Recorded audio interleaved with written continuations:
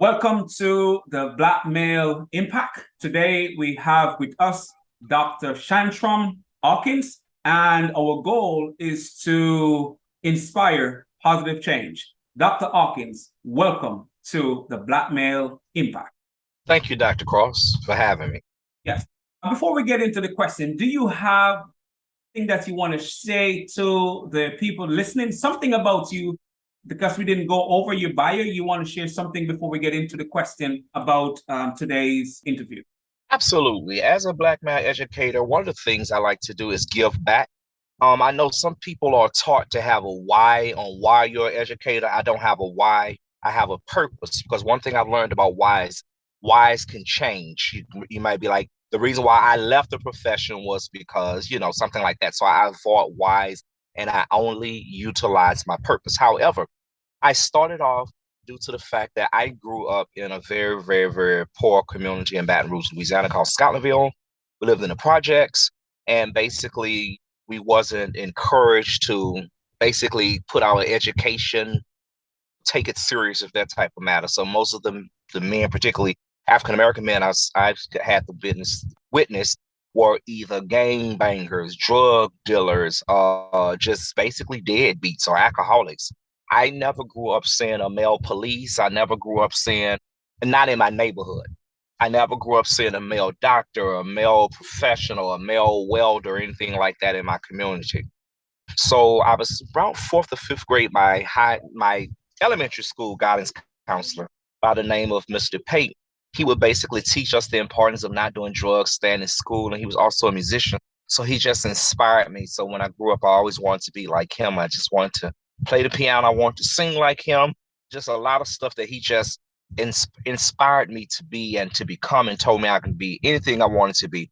So I took his legacy even to the now. I focus on him. Everything I do, I take Mr. Pate's legacy with me even on today. So right now, I start off as a classroom music teacher. I further started being a youth interventionist, and now I am a dean of students. So I deal with behavior, and my goal is to disrupt the school to prison pipeline. That's my life's purpose. And that is important for our young men, because that's one of the narratives that we constantly hear. More of our young men are in prison, but I know one of the guests assured me that, which done the research myself, realized that's not the case, really. But that's a lot of times what happened when the young men are not guided in the right way. They end up Agreed. dropping out and then get involved in violence and stuff like that. So I think Yes. that is really important, especially to change the narrative, and especially to give the young men an opportunity to become who they are capable of becoming. So my first question to you is, what is the mindset that it takes to make a positive impact? The first thing that I would suggest is two things I love about. Number one, no is not an option. And Dr. Kafile basically states this all the time. We are equity. You are equity. Everything that we do should demonstrate making sure that we put everybody on the same level, but it starts off with us. Another thing is, as a teacher, efficacy is very, very important. Why is that important, Dr. Hawkins? Because a reflection of a student, I don't care how low they are, is a prime example of a deadbeat teacher. Now, somebody's going to say that's kind of harsh. I believe that a teacher have the ability to tap into a student's power and get their maximum potential up out of them. The first thing they have to do is believe in the child. If you do not believe in the kid that you are teaching as an educator, guess what? They're gonna feel their energy that they're not wanted, they're not loved, and you lack the ability to teach them. The first thing, another thing is would be to get rid of all of our biases that we may have towards these children, regardless of what we were taught, regardless of what we learned, regardless of what we perceive. Get rid of the biases. Every child should have a clean slate. Okay, that's number one. But the most important things is equity and efficacy.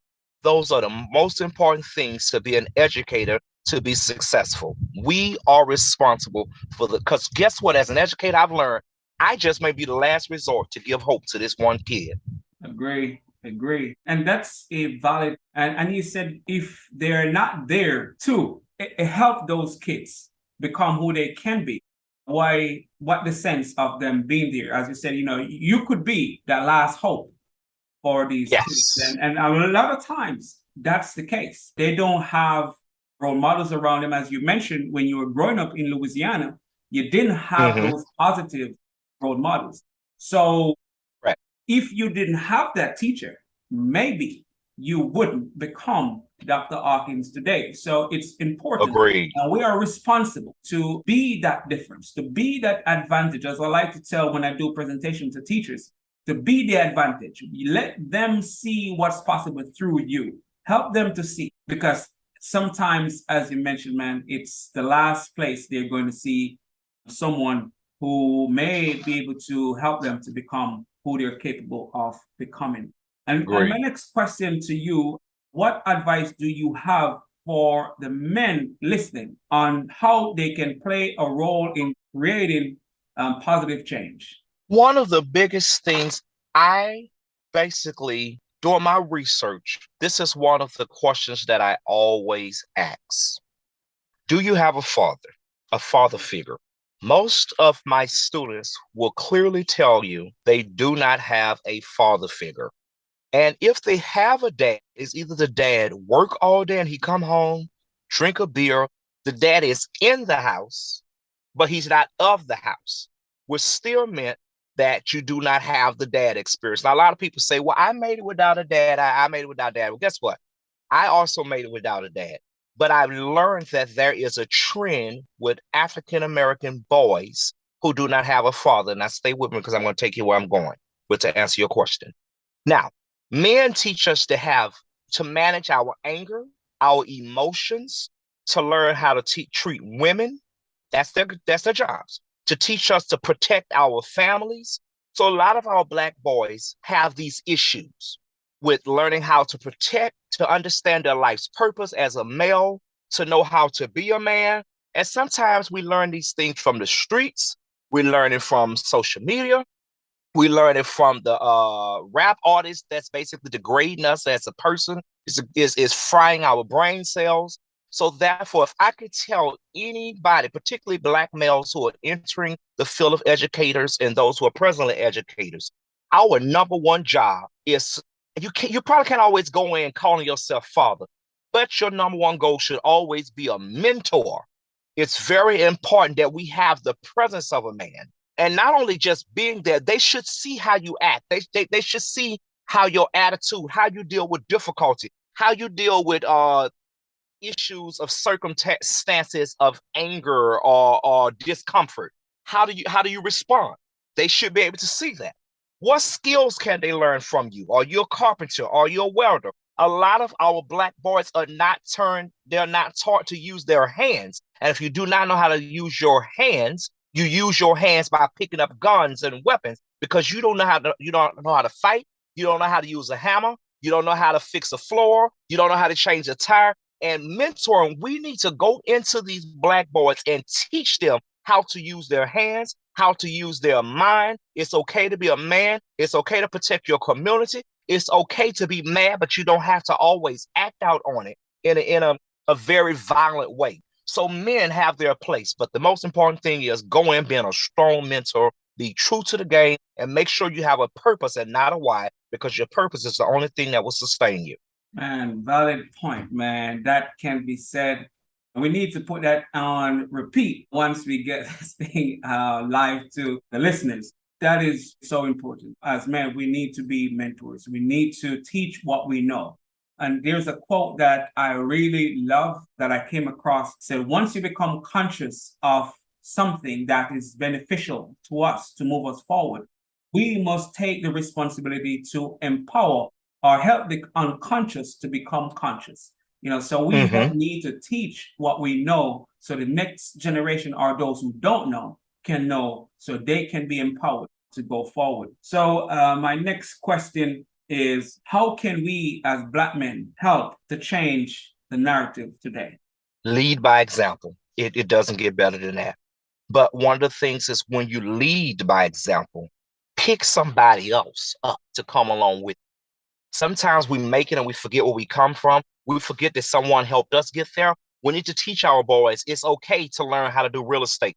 One of the things as an educator, I am often in trouble for because one of the things that they do to get people into schools and top high schools and all that stuff, that, oh, we're going to prepare you for college. I disagree. Everybody is not college material.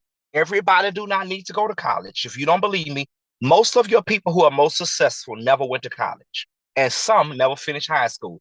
Am I suggesting not going to college? No. Am I suggesting not to finish high school? I would never do such a foolish thing.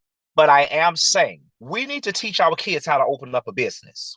You're not going to learn that in college. We need to teach our kids how to go up and build real estate. You're not going to learn that in college. We need to teach our kids how to fashion design, how to be fashion designers. We need to teach our kids how to be dog trainers, carpenters, plumbers. These are skills that can be matriculated down to our bloodlines. We are the only people left behind that's owning business, owning bakeries, owning restaurants, and we're not teaching our kids how to keep this business successful. Most of the Black businesses that I'm watching that's dwindling down is because they never trained their kids to keep up the mantle. So whatever you do, once you become successful, teach somebody else to take up the mantle. That is valid, valid, valid, valid. But as you said, lead by example. That's how we change narrative. Don't just tell them what to do, but show them what to do. So my next question is, what is your perspective on the current climate of Black men in society today? What's your perspective on the current climate of Black men today? And before you even answer, one person sent me a message earlier today talking about the Black and Black violence. So I may put that in maybe for some perspective, but what is your perspective on the current climate of Black men in our society today? One of the things that I have to say is I do not believe in categorizing Black men as far as the climate, because when I think of climate, I think about it can be hot, cold, sunny, things like that. Now, I do believe that as a human being, we all have our details, we all have our fixations, we all have our issues, so you have our moments.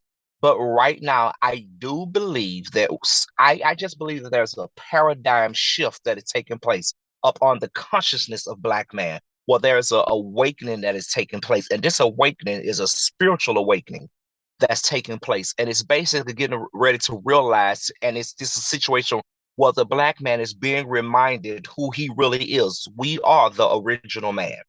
We were kings before anything. We ruled. We were the mathematicians. We were the philosophers. We were the master doctors. So right now, Black men are, I believe that everything that was going through, such as the drugs, the mental illness, I believe that all of that stuff is dwindling down for such a time as this. So, and I believe that there's a conscious shift that is taking place that a lot of people cannot see. It's a metaphysical or twist that's taking place within the Earth atmosphere. So what I see as far as the climate, it is a shift taking place. Now, some people see things at a standstill. It's not true. Things are moving forward better than ever.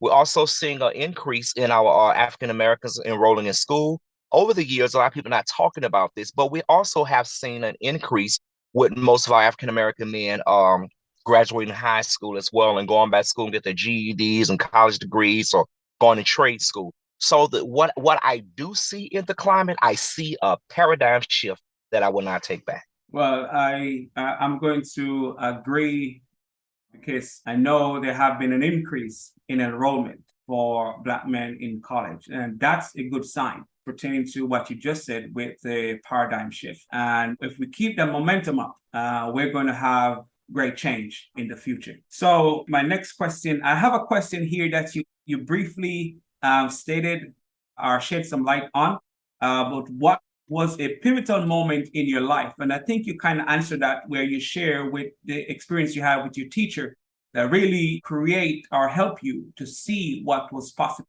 But was that the only pivotal moment to help you to become the person you are today? Absolutely not. As I stated, I start off as a music teacher. And while I was a music teacher, I noticed that students will tell me things that they wouldn't share with the counselor, that they wouldn't share with their parents. And parents will come to me for advice before they go to the principal. In fact, there was an issue, they will always come to me. So I started asking myself, like, what is it about me that attracts everybody? So the pivotal point with me when I realized that I had much more to do than a traditional classroom setting. So I went back to school and got my counseling degree. I went and got my master's degree in counseling with a specialization in human service, of course. So that kind of changed my trajectory, the way I perceive things, the way I see things. So I was able to give people advice. And not only that, as a spiritual person, I'm not religious, but I am spiritual. I was able to discern certain things so I can tell them, let's do this, let's do that instead of this, and let's not do that type of thing. So the pivotal moment was right there at that moment when I realized it was time for me to go back to school, study something else. And I kept asking God, what is my focus? And he brought my focus, although I stated this earlier. My focus was to disrupt the school to prison pipeline. Now, some people think, now for me, that doesn't always mean literally going to prison. You can be in prison in your own mind. You could be captured in your own mind from feeling that you're nothingness because of things that we have been told as kids, and we started berating ourselves and stabbing ourselves and believing these things as true, such as you're just like your daddy. You're gonna grow up to be nothing. Well, you from the hood. You ain't gonna never escape the hood. So sometimes we could be prisoners in our mind. So my job is to disrupt that whole mindset, that whole physical place of the actual jail, is to let everybody know that you must be free. You do not have to be captive of your own thoughts. And that's one of the biggest issues that we have, is being captives of our own thoughts, of what other people have told us and what we think of ourselves. That's a pivotal moment for me.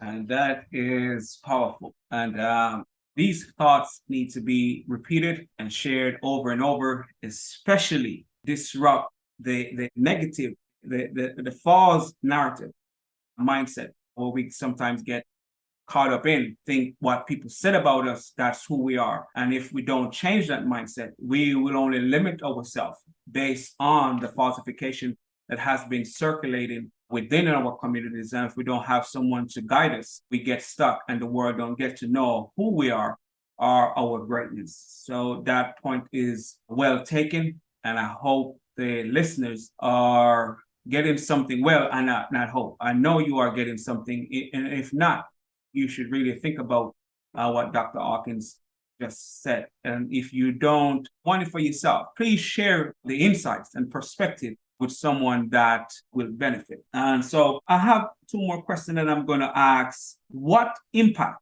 do you want to have on the world? I know you mentioned to disrupt the prison to school pipeline, but what impact do you want to have on the world? The impact that I want to have on the world, just like somebody pulled me out. Now I'm gonna dig a little deep with this one, Dr. Cross. I'm gonna just let you know. So go ahead and fasten your seatbelts on this. All right, all right. I know one thing, that even growing up as a child, I grew up in the church. I grew up Baptist, and we were taught, oh, Jesus will pick you up. And another thing, I've seen where people come to the church and they say they're hungry and they need food to feed their family. And I've seen people say, well, we're going to pray that the Lord make a way.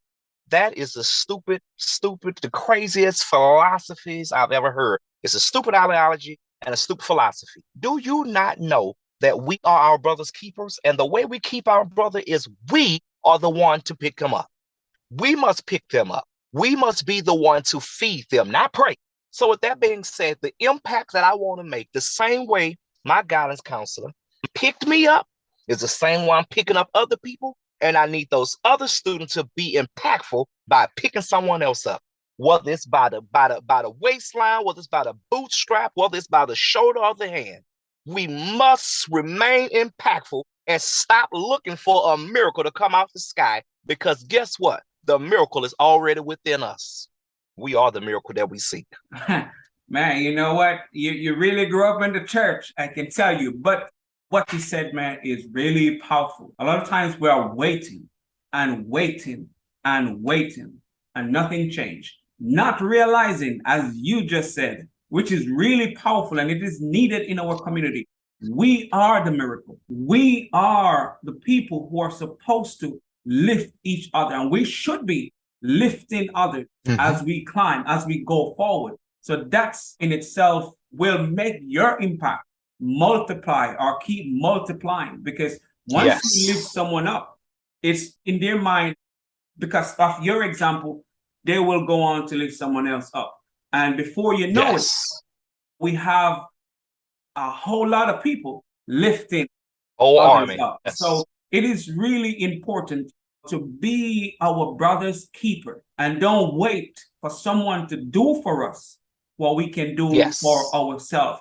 And that is something that Exactly. I think that's supposed to even be a commercial that's played over every morning. That's what we should hear on some Yes. major media. We are our brother's keeper. We need to keep lifting each other as we go so we can see the change that we want to see in our community. And Dr. Mhm. Hawkins, man, I know this conversation can go on forever, and I really want to do this conversation again. But before we go, I want you to share with the audience where can they find more of your work and where can they support you in what you're doing.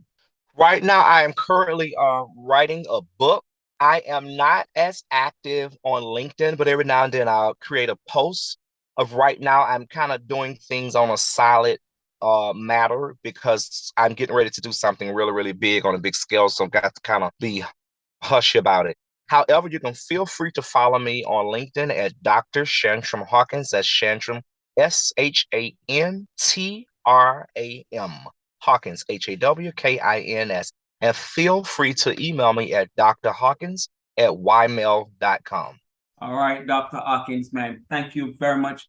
This has been really insightful, and I really love your perspective. It is needed in our community. And again, for the audience, thanks for tuning in. And if you haven't yet following or subscribed to the Black Male Impact, please do. We're looking forward to sharing more great content and great insight with you. Again, Dr. Hawkins, thank you for being here today. Thank We're you. looking forward to having more conversations on how we can create positive change within our community. Thank you. Thank you, Dr. Cross. Bye-bye. All right, bye.